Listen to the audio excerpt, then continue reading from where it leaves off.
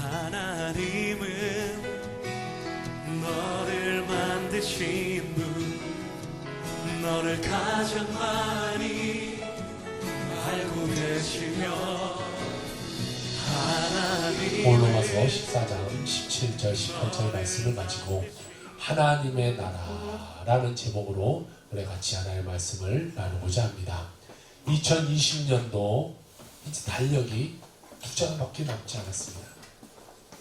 이 시간이 지나가면 우리는 2021년이라는 시간이 우리에게 다가오게 돼요. 마찬가지로 우리가 이 세상을 살지만 이 세상을 다 살고 우리 생명이 다해서 우리가 죽는 그 순간 하늘나라가 우리에게 주어지게 되는 것이죠. 그런데 우리가 2020년을 살고 있지만 미리 벌써부터 2021년을 계획해요. 내년에는 이렇게 살고 이렇게 하고 이런 삶 가운데 살아야지 계획해요. 마찬가지예요. 우리가 죽어서 갈 하늘나라지만 우리가 이 땅에 살면서 하나님 우리에게 천국의 맛보기를 우리에게 보여주신 거죠. 그리고 그 천국의 맛보기, 그 하늘나라 가운데 우리가 인생을 살아가도록 하나님 우리에게 만들어 주셨다는 거예요. 천국은 너무나 좋은 곳인데 그것과는 아마 비교되지 않지만 이 땅 가운데서도 우리가 천국을 조금 경험하면서 살 수 있도록 만드셨다는 거예요. 그것을 어디다 뒀냐? 예수님께서 말씀하시기를 이 하나님의 나라가 우리 마음 가운데 있다 이렇게 봐요. 그러니까 천국의 맛보기가 지금 우리 마음 가운데 있어야 된다는 것이죠. 누가복음 17장 21절은 이런 말씀을 하고 있네요. 또 여기 있다 저기 있다고도 못하리니 하나님의 나라는 어디 있대요? 너희 안에 있느니라. 천국은 어딨냐? 우리 마음 안에 있다라는 것을 말하고 있어요. 예수님을 믿고 우리가 하나님의 자녀가 되었을 때에 하나님의 나라가 먼저 우리 마음 가운데 임해지게 돼요. 그리고 우리가 이 세상을 살아가는 동안 그 하나님의 나라가 임해짐으로 말미암아 하나님의 은혜를 받게 되고 그 하나님의 은혜로 우리가 평생을 기쁨 속에서 삶을 살아가게 되어지는 것이죠. 우리가 이 땅에 사는 동안에 하나님의 나라가 어떠한 모습인가 그것에 대해서 오늘 성경은 예수님이 세 가지로 우리에게 말씀해 주고 있는 것을 우리가 볼 수 있어요. 그것은 뭐냐? 의와 평강과 희락이다 라는 것이죠. 오늘 그 첫 번째로 같이 나눌 말씀은 하나님의 나라는 어떤 나라냐? 의의 나라다. 의의 나라. 여러분 의라는 말이 뭐예요? 의. 이 한자로 의라는 것은 옳다라는 말이죠. 옳을 의. 자, 이 옳다라는 것인데 하나님의 은혜가 임하는 것이 하나님의 나라. 다시 말해 그 의는 뭐냐? 옳은 것. 근데 옳은 것인데 누구한테 옳은 것이냐? 하나님한테 옳은 것이 임하는 나라가 하나님 나라다. 그러니까 내 마음대로 내 뜻대로 내 좋을 것이 있는 것이 하나님의 나라가 아니라 하나님의 옳은 것, 하나님이 옳다 하신 것이 있는 것이 하나님의 나라. 하나님의 그 뜻이 이루어지는 곳이 하나님의 나라다라고 말하고 있습니다. 자, 그러면 아까 성경에서 우리의 마음 가운데 예수님이 하나님 나라를 주었다고 했는데 그러면 우리 마음이 오늘 첫 번째를 비교해서 보면 어떻게 돼야 돼요? 우리 마음이 하나님이 옳다고 말하는 것이 채워져 있어요. 그리고 내 마음이 하나님의 뜻이 이루어지는 곳이 바로 내 마음이 되어야 된다는 것을 오늘 성경을 통해서 우리가 알 수가 있는 것이죠. 사도 바울이 당시에 로마 교회에 편지를 보내요. 당시 로마 교회는 조금의 다툼이 있었어요. 싸움이 있었어요. 어떤 싸움이 있는가 봤더니까 그 로마 교회 안에서는 서로 자기의 의가 옳다 이렇게 싸우는 거예요. 내가 옳아. 내가 옳아. 너는 틀렸어. 내가 옳아. 그리고 그 의가 뭔가 이렇게 들여다봤더니 무엇을 갖고 싸우냐? 음식을 갖고 싸워. 아니 다른 거 갖고 싸워야지. 음식 갖고 싸웠어요. 근데 무슨 음식 갖고 싸우냐? 자, 한쪽 반으로 나눠졌어요. 한쪽 파. 이쪽 파는 구약의 율법에 먹지 말한 것과 먹은 것이 구별되어 있기 때문에 먹지 말라는 것은 먹지 말아야 된다라는 파예요. 그러니까 율법에 따르면 소, 양 이런 것은 먹을 수 있지만 돼지고기는 먹을 수 없어요. 이 발이 쪽발이 된 거 먹지 마라 그렇게 됐어요. 또한 일반적인 물고기는 다 먹을 수 있지만 비늘이 없는 물고기는 먹지 마라 이렇게 말했어요. 우리나라 실정을 보면 뭐 메기라든가 장어라든가 이런 것은 먹지 마라 했어요. 그러니까 이쪽 사람들은 구약의 율법 가운데 그렇게 말했으니까 그거 먹으면 안 된다라는 거예요. 그런데 이쪽의 사람들은 아니 지금 우리가 구약의 시대 사는 것도 아니고 신약 시대 살고 예수님의 은혜로 우리가 살아가는데 예수님이 오셔서 우리의 모든 것을 다 파해버리셨는데 우리가 구약에 묶여서 살면 되겠냐. 우리는 주님의 은혜로 말미암아 주님이 주신 것이니까 감사함으로 먹으면 된다라고 말하는 거예요. 이 두 개가 싸워요. 네가 맞다 내가 맞다. 그러니까 두 개에 나눠져서 싸우니까요 교회가 평화가 없죠. 늘 모이기만 하면 아유 저것은 잘못해, 아유 저것은 저거 뭐 돼지고기 먹고 왔어, 저거는 뭐 메기를 먹고 왔어 이러고 싸우고 있는 거예요. 그거 먹으면 어떠하니 저 사람들 아직도 구약시대에 빠져있어 이러고 늘 싸웁니다. 교회 안에서요 서로 상대방에 대한 비난, 서로 상대방에 대한 그런 잘못을 계속해서 이야기해요. 그러니까 교회 안에요 갈등이 늘 생기죠. 교회 안에 다툼이 끊어지지가 않아요. 그래서 사도 바울이 이 문제에 대해서 뭐라고 말하냐, 로마서 14장 17절에 이렇게 말해요. 하나님의 나라는 먹는 것과 마시는 것이 아니요 오직 성령 안에 있는 의와 평강과 희락이다 라고 말하고 있다는 것입니다. 그러니까 사도 바울은 뭘 말해요? 야야야 너희들 지금 먹는 것 갖고 지금 싸울 때가 아니야. 하나님의 나라는 먹는 것이 중요한 것이 아니라 성령 안에서 의, 평강, 희락, 기쁨 이런 것을 누리는 것이 진짜지 그거 갖고 싸울 것이 아니야. 그것을 얘기해. 우리가 예수 믿고 나서요 내 신앙의 기준에서 다른 사람들 판단하면 안 돼. 저 사람 어쩌네 저쩌네. 이 설교를 들어보면 목사님도 그래요. 어떤 목사님은요 전국에 있는 유명한 목사님을 다 갖다 이 강대상에서 까는 목사님이 있어요. 뭐 누구는 어쩌고 저쩌고. 저는 그것을 보면서 이런 생각을 해요. 아니 본인은 그 사람보다 좀 높아져 봤나, 그 사람보다 더 잘해봤나, 목회를 잘해봤나, 그리고 나서 이야기하면 저는 별 편하지 않을 것 같아요. 그런데 그 사람보다 못해. 목회도 못해. 설교도 못해. 그러면서 다른 사람들 늘 갖다 까는 거예요. 그런 목사님 보고 잘된 사람을 봤어. 잘된 사람. 남 비판해서 하는 내 기준 갖고 비판해서 하는 내 기준이 옳으냐? 내 기준이 틀릴 수 있어요. 내가 나를 사랑해요. 그리고 내가 내 삶을 이끌어왔지만 내가 원하는 삶으로 왔냐? 그것도 아니잖아요.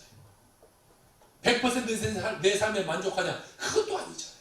그런데 내 기준에 맞춰서 내 신앙의 기준에 맞춰서 내가 누구를 판단해? 내가 하나님을 알면 얼마나 한다고 내 기준에 판단해서 다른 사람을 정죄해? 이러면 안 되는 거죠.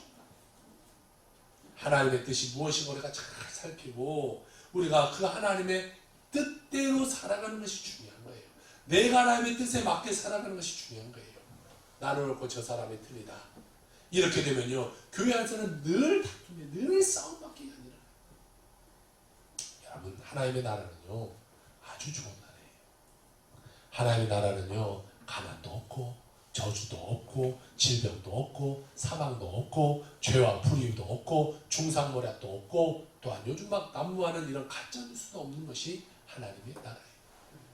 그런데 중요한 것은요 이 하나님의 나라를 불의를 행하는 사람들 또한 죄와 더불어 사는 사람들은 그 하나님의 나라를 받을 수 없다라는 죄 가운데 손잡고 불의함 가운데 살아가고 그런 사람은 마음 가운데 하나님의 나라에 임할 수 없어요. 매일 죄짓고 살면 이 마음 가운데 악하고 더러운 것이 많을 텐데 그 악하고 더러운 가운데 주님 옷이 없어서 오겠어요? 동물들도요 짝짓기 시절을 보면은 그 시기에는요 동물도 막 자기의 이 집을 아름답게 꾸며놔요. 그리고 암컷을 부르지 막 더럽게 해놓고 아무것도 안 해놓고 오라고 하면 아무것도 안 해요. 그런데 주님을 내 마음 가운데 모시는데 정돈도 안 해놓고 더러운 거 이 불의한 거 다 합쳐놓고 주님 옷이 없으면 주님 오겠냐는 거예요. 주님은 아가와 함께 할 수가 없어. 공존할 수가 없으신 분이에요. 고린도전서 6장 9절에 이런 말을 해요. 불의한 자가 하나님의 나라를 유업으로 받지 못할 줄을 알지 못하느냐? 이렇게 말하고 있어요. 불의함이 있으면요 하나님 나라를 받지 못해요. 우리가 다 죄인이었어요. 다 죄인이었을 때 예수 그리스도께서 십자가에 못 박혀 돌아가심으로 말미암아 그것을 믿는 자에게는 우리에게 의의 옷을 입혀주시고 하나님이 너를 의롭다 칭해준 거예요. 그것이 칭의죠. 구원의 단계 가운데 내가 예수님을 시인하면 그 다음에 주님이 나를 칭의, 너 의로워, 너 깨끗한 사람이야 불러주는 거예요. 어떻게 그렇게 되냐? 나 대신 주님이 죄값을 받은 거예요. 나 대신 주님이 십자가에 달려 돌아가신 거예요. 그렇기 때문에 주님이 그 은혜로 말미암아 나를 덮여주시고 나는 주님이 내 대신 돌아가신 것을 믿고 나가는 것 때문에 나는 의인이 되어서 천국 백성 되게 된다는 것이죠. 여러분, 우리는 죄인이었어요. 죄덩어리였어요. 그런데 주님의 예수 그리스도의 보혈의 공로로 말미암아 하나님 앞에 설 때에 하나님이 너를 의인이야 이렇게 인정해 주는 것이죠. 20세기에 최고의 강해 선교자라고 불렸던 마틴 로이드 존스 목사님이에요. 이 목사님이 이런 말씀을 하세요. 하나님은 죄악으로 더러운 나의 옷을 벗기시고 예수 그리스도의 의의 옷을 그분의 흠없고 완전한 순종의 삶을 그분의 거룩한 본성을 나에게 입히십니다. 나는 그리스도 안에 있으며 그리스도의 것입니다. 하나님은 그분 안에서 그분의 의를 입는 나를 보내십니다. 라고 말하고 있습니다. 나 같은 죄인이 예수 믿고 구원받았으니 그리고 의의 옷을 입고 의인이라 칭함받았으니 여러분 우리는 평생 살면서 평생 감사하는 삶이 돼야 돼요. 죽어 마땅할 내가 하나님한테 의인이라고 부르는데 어떻게 감사하지 않고 살 수 있어요? 세상에서도요 내가 죽어야 되는데 만약 다른 사람들이 내 대신 죽었다고 해봅시다. 그러면 그 사람으로 해서 최선을 다해 살 거 아니에요. 빚 갚는 심정으로 살 거 아니겠어요?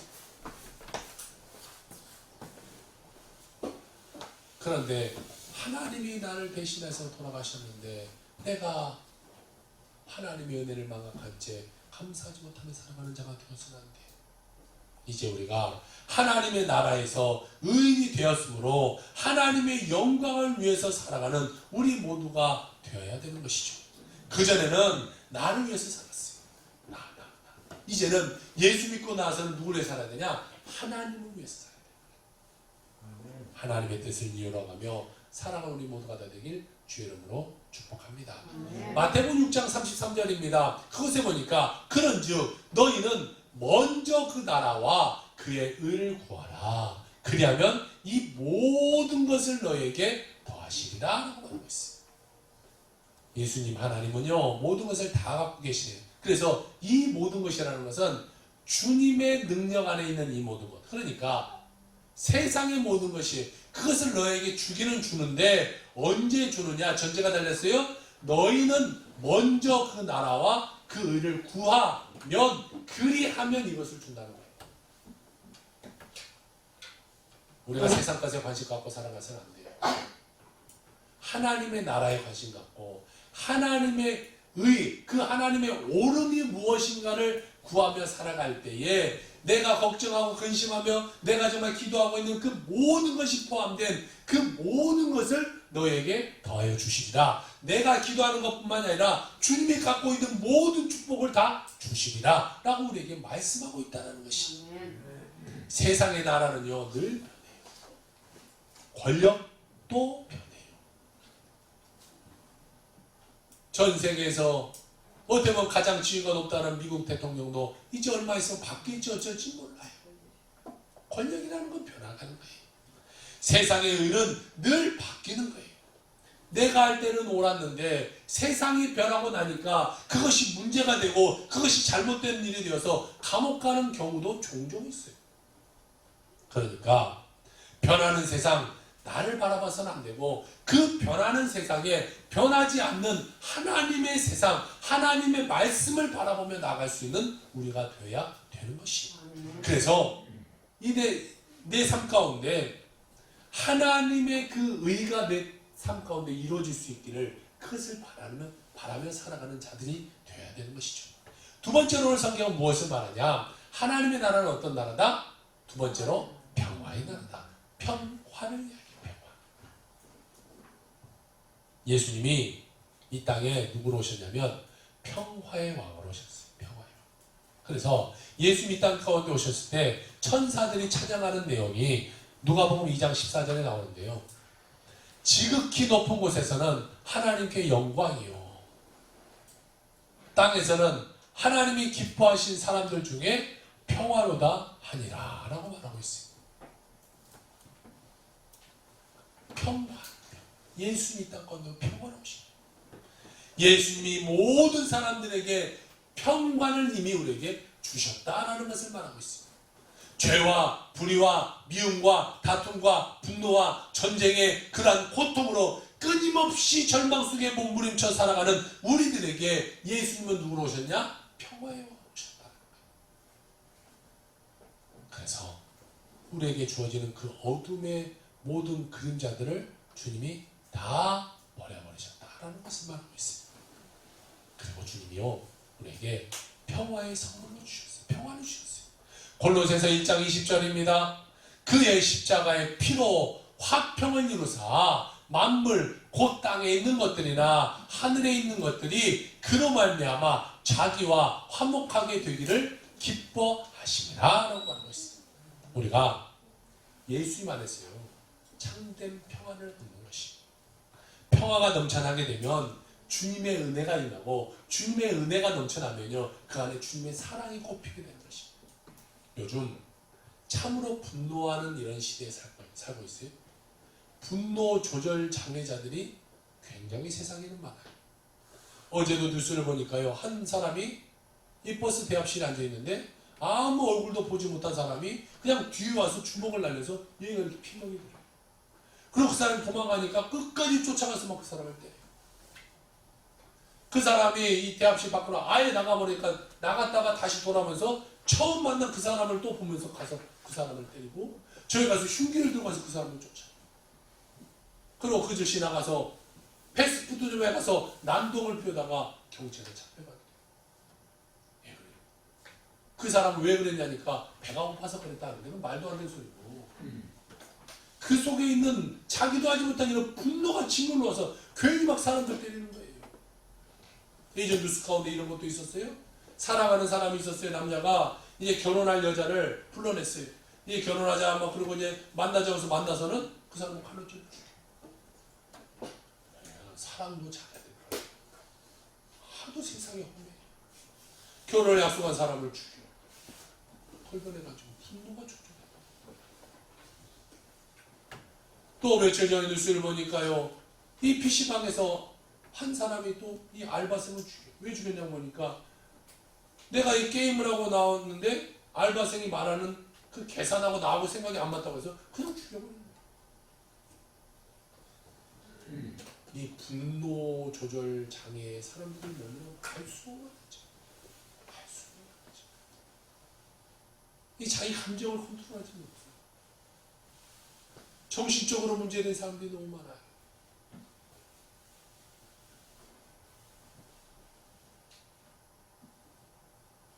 분노로 가득한 이 사회를 우리가 예수 그리스도의 사랑으로 변화시키는 자들이 되어야 돼요. 주님의 은혜, 주님의 사랑, 그 치료의 강물이 넘쳐나서 그 사람들에게 전달될 수 있도록 우리가 그 주님의 사랑으로, 주님의 그 성령의 충만함으로 우리가 보자. 내가 평화해야 평화를 흘려보내는 거죠.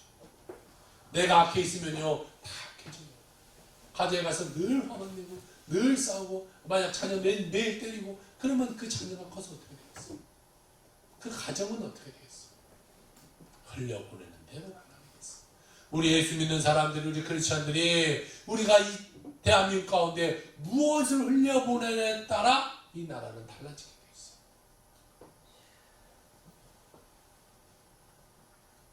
우리는 분노의 칼을 우리 마음 가운데 접어야 돼요. 마음의 미움의 칼을 우리 마음 가운데 접어야 돼요. 그런데 이것은 어떻게 해요? 이것이 인간의 노력으로 되나요? 안 돼요. 이것은 하늘로부터 오는 그런 평화가 필요해요. 하나님으로부터 주어지는 평화가 필요하지, 내가 평화해지 이런다고 평화하지 않아요. 내 마음 내가 다스려 이런다고 마음이 다스려지지가 않아요. 하나님이 주시는 그 평화로 내 마음을 눌러버려야 돼요. 내가 내 것이 아니라 하나님의 은혜로 눌러져요. 그러면 내 삶이 다스려져요. 찬송가 412장에 보니까 이런 가사가 있어요. 412장 4절의 가사인데, 이 땅 위에 험한 길 가는 동안 참된 평화가 어디 있나. 우리 모두 다 예수를 친구 삼아 참 평화를 누리겠네. 평화 평화로다 하늘 위에서 내려오네. 그 사랑의 물결이 영원토록 내 영혼을 덮으소서 라고 말하고 있습니다. 여러분, 이 평화가 우리에게 임하려면 어떻게 해야 돼요? 기도해야 돼요. 가만히 있다고 평화가 오지 않아요. 기도하는 삶을 살 때에 그 평화가 내 삶 가운데 임하게 되는 것이, 그 기도를 주님께서 들으시고 응답하시고 놀라운 은혜를 베풀어 주시게 되는 것이죠. 오늘 이후로 여러분의 마음 가운데 분노를 버리세요. 미움을 버리세요. 원망을 버리세요. 불편함을 버리세요. 섭섭함을 버려버리세요. 그것을 갖고 살아가는 자가 되어서는 안 돼요. 여러분, 미움, 분노 이런 거 갖고 살면요, 우리 육체 가운데 무엇이 달라지냐? 아픔이 찾아요. 내가 누군가를 미워하고 있어요. 누군가에 막 분노해서 살아가고 있어요. 반드시 그 삶은 육체적인 아픔이에요. 왜 그러냐? 마귀가 이 사람 분노하고 미워하고 이런 걸 너무 좋아해요. 그래서 그걸 타고 사람들에게 쑥 들어요.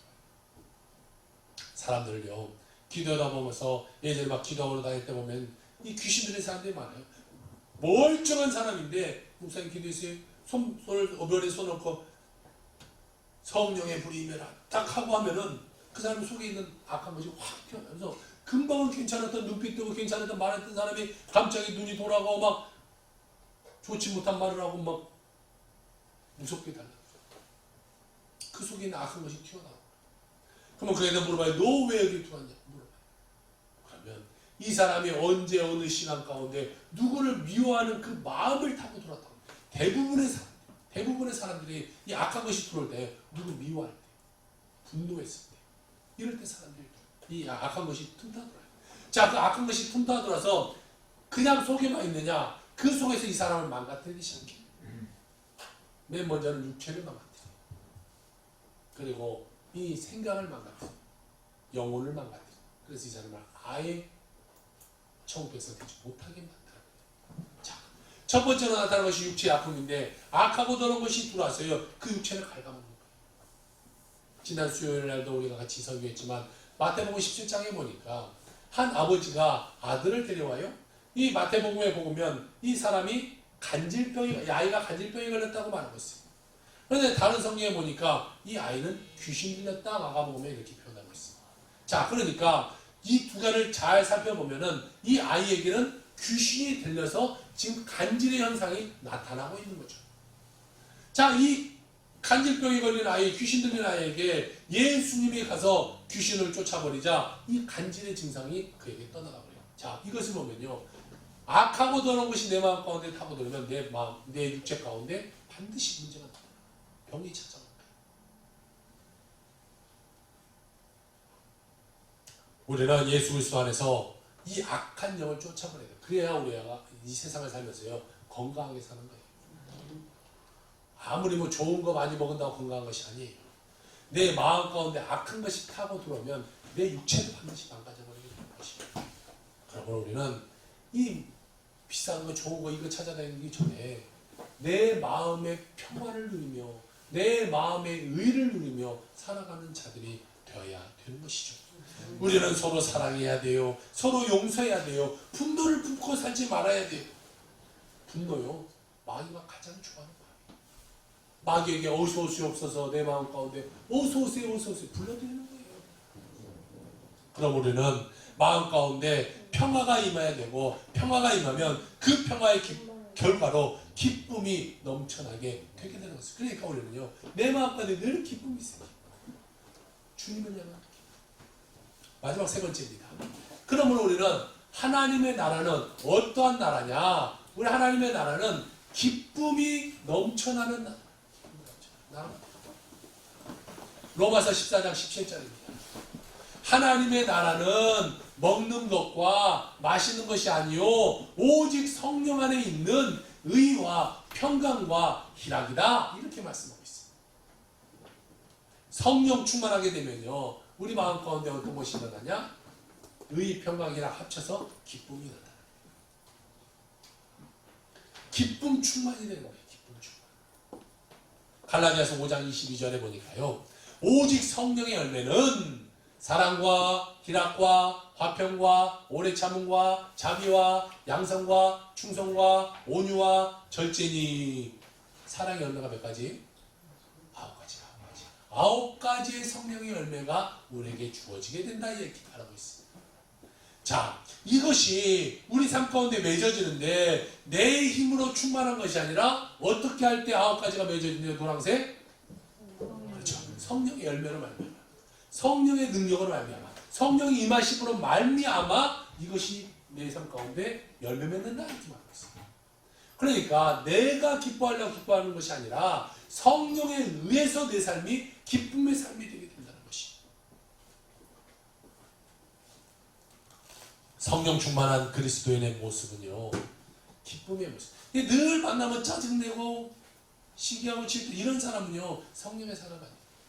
환경과 상관없이 늘 기뻐하는 사람, 그 사람이 성령 충만한 사람이에요.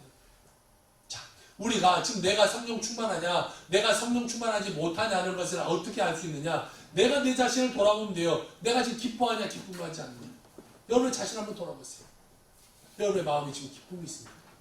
아니면 불의함, 화남, 문제, 속상함 그런 것이 차지하고 있습니까? 성령 충만한 사람은요 기쁨이 기쁨. 아유 목사님 내 삶에 지금 이런 문제 저런 문제가 있는데 어떻게 기뻐할 수 있습니까? 아니요 환경과 이 비교되지 않는 기쁨이 내 삶 가운데 있어요. 만지는 거 예를 들어 볼게요. 내가 누군가 나에게 10만 원을 빌려가 누가 나한테 10만 원을 빌려갔어. 이 사람이 10만 원을 빌려가서 떼먹어 버렸어. 이 사람을 생각하면 화가 나요? 화가 나죠. 좀 적어서 화가 나나요? 한 1억을 빌려갔는데 도망가 버렸어. 화가 나요? 안 나요? 돈이 많으니까 이 정도 갖고 화가 안 나요. 자, 누가 나한테 1억을 빌려서 도망가서 화가 나. 그런데 어떤 사람이 보고 아유 당신 1억을 누가 빌려가서 이렇게 안 좋은 일이 있었다면서요. 제가 100억을 줄게요. 많이 줬어요. 그러면 기분이 좋아지겠어요? 안 좋아지겠어요? 뭘 보니까 기분이 좋아지? 100억을 보니까 기분이 좋아지는 거예요. 1억을 보면 화가 나요? 안 나요? 화가 나. 100억을 보면 화가 나요? 안 나. 그러니까 100억을 보면서 1억 없어요. 나 저것 때문에 99억이 생겼어. 더 기쁨이 생겨요. 마찬가지예요. 내 삶에 문제가 있고 어려움이 있지만 하나님의 그 놀라운 은혜로 말미암아 그것이 내게 주어진 말미암아 이것은 문제가 안 되는 거예요. 이것은 화낼 일이 아닌 거예요. 10만 원 잊어먹고 이런 문제가 잊어먹는 것이 문제가 아니라 나에게 1000만 원이 생기고 너에게 수백억이 생기고 이것이 더 기쁨이기 때문에 이것이 내 삶을 망가뜨리지 않는 거예요. 바로 이런 거예요. 성령의 충만함으로 말미암아 내가 기쁨이 넘쳐나면요 세상의 현상 때문에 내가 마음을 빼앗기지 않아요. 기쁨이 빼앗기지 않아요. 그런데 하나님이 내 마음 가운데 하나님 나라를 주셨다고 말하는데도 불구하고 그것을 내가 발견하지 못하고 계속해서 내 돈 떼먹고 가서 그 사람만 생각하니까 화가 나는 거예요. 마치 내 집에 순금덩이가 막 한 10kg 있어. 순금이 10kg. 그럼 부자잖아. 얼마 전에 잘 보이죠. 부자겠죠. 엄청난 부자겠죠. 그런데 그것이 있는 것을 내가 까먹어버리고 나는 오늘도 지금 길거리에 다니면서 구걸하고 다니는 인생이라고 생각해보세요. 얼마나 불행해요. 하나님은 내 마음에 하늘하나를 주셨다고 말하는데 그 하늘하나를 찾지 못하고 내가 불의함, 내 문제 가운데 일어난 현상 그것을 내 마음 가운데 넣고 그것을 바라보며 인생을 살아가고 있기 때문에 내 삶이 불행합니다. 여러분 무엇을 바라봐야 되냐? 하나님이 주신 나라, 하나님의 은혜, 성령 충만, 성령의 열매 이것을 우리가 바라보며 인생을 살아가는 자가 되어야 돼. 그러면요 그 악함, 슬픔, 분노 그런 것들이 변하여 기쁨이 되게 될 수 있다는 것이죠. 사도 바울이 데살로니가 성도들에게 편지를 써요. 데살로니가전서 5장 16절에 뭐라고 말하냐?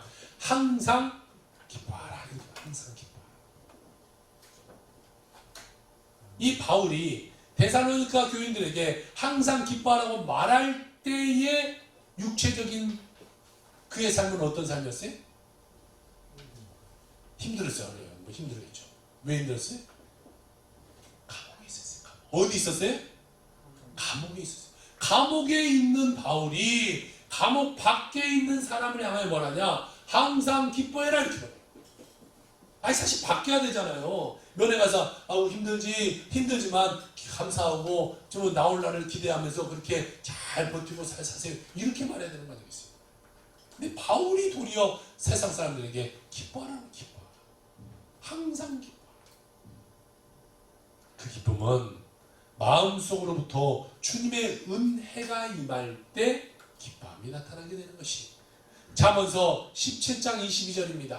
마음의 즐거움은 양약이라도 심령의 근심은 뼈를 마르게 하느니라 이렇게 말하고 있어요. 마음의 근심 걱정이 얼마나 우리 삶을요 송두리째 바꿔버린가를 성경은 이야기하고 있어요. 뼈를 마른다. 육체가 마른다. 죽는다. 마음의 근심이 있으면 죽는 거예요.